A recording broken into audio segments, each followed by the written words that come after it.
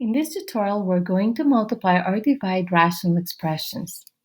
To multiply, we need to factor numerator and denominator, then cancel common factors, and then multiply the factors that are left after canceling the common factors.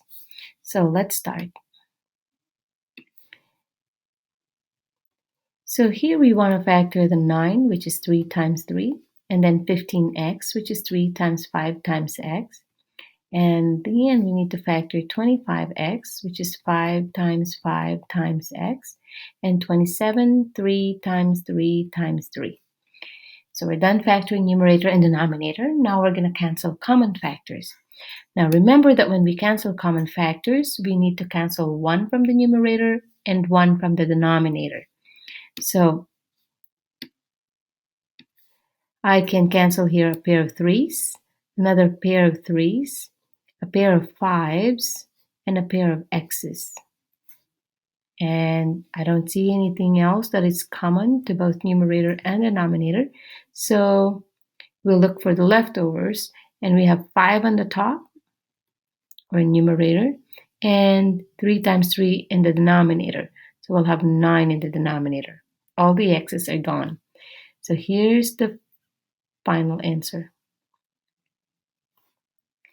Now, for the next one, which is also a multiplication, we will simplify this, or we will multiply this the same way. We have to factor the numerator and denominator, cancel common factors, then multiply the remaining factors.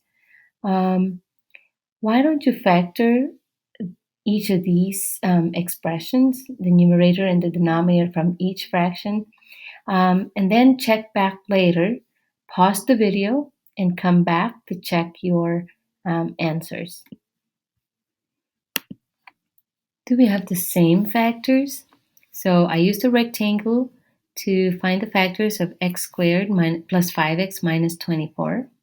And I found x minus 3 and x plus 8 as the factors.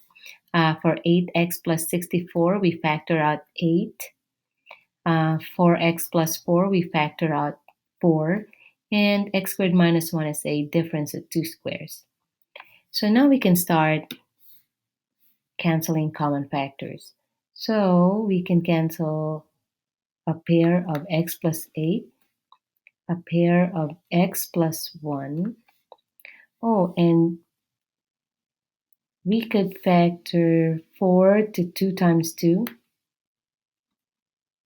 And 8 could be 2 times 2 times 2. So therefore, we can cancel 2 pairs of 2's. And so, what's the leftover? For the top, we have x minus 3 left. And for the denominator, we have 2 left times x minus 1. This is the final answer. We'll just keep the denominator in factored form.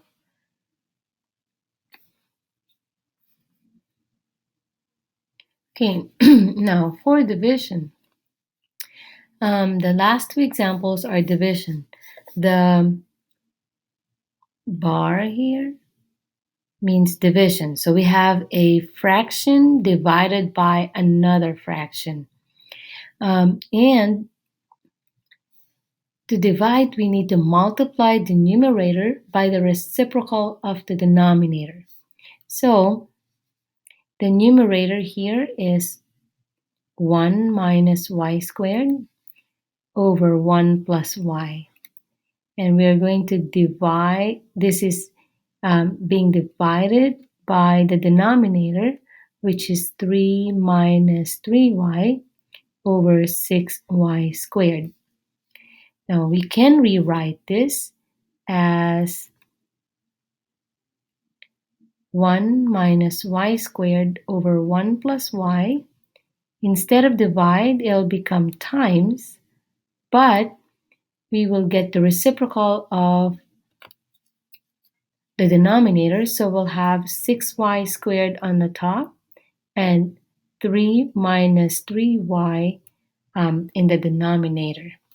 So why don't you factor each of these expressions, and then we will simplify later. So go ahead and pause the video and come back. So here's the factored form. Now we are ready to cancel common factors. I can cancel a pair of 1 plus y. We can cancel a pair of 3's and a pair of 1 minus y's. So the final answer is 2y squared. Since nothing is left on the denominator, we could put over 1, but the simplest form is going to be just 2y squared. Now, set up the next example. So change the division into multiplication and then factor each expression and then come back later. Okay, so pause the video, do the work, and then come back later to check your work. Are these the factors that you have?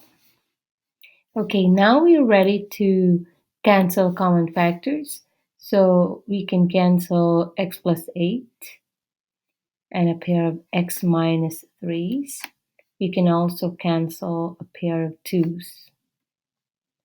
And so the final answer is, I see 3 in the numerator that's left and x plus 3 in the denominator. There you go.